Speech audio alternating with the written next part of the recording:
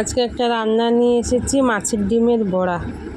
বড়াটা আমি ভেজে নিলাম, পেঁয়াজ লঙ্কা নুন টুন দিয়ে ভালো করে মেখে রেখেছিলাম, ওটা আমি ভেজে নিয়েছি। মাছের ডিমের বড়া করে নিলাম। আলুটা ভেজে নিলাম লাল লাল করে, হলুদ দিয়ে দিলাম। মাছের ডিমের বড়া দারুণ টেস্টি লাগে, আপনারা বানিয়ে খেয়ে দেখবেন। কড়াইতে তেল দিয়ে দিলাম জিরে তেজপাতা,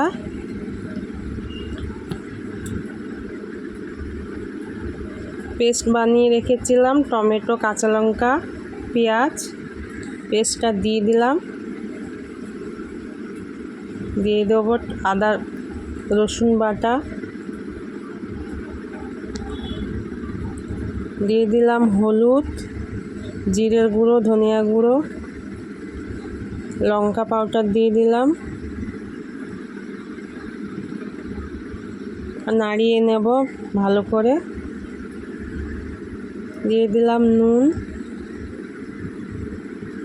দিয়ে দিলাম একটু চিনি হালকা, দিয়ে দিলাম ভেজে রাখা আলুটা, দিয়ে ভালো করে নাড়িয়ে নেব। তেল ছেড়ে গেলে জলটা দিয়ে দেবো। আপনারা বানিয়ে খেয়ে দেখবেন, দারুণ টেস্টি একটা রান্না। জল দিয়ে দিলাম।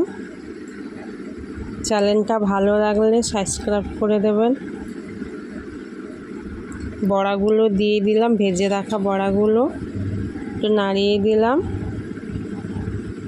হয়ে এসছে, গরম মশলা দিয়ে দেবো, রান্না কমপ্লিট।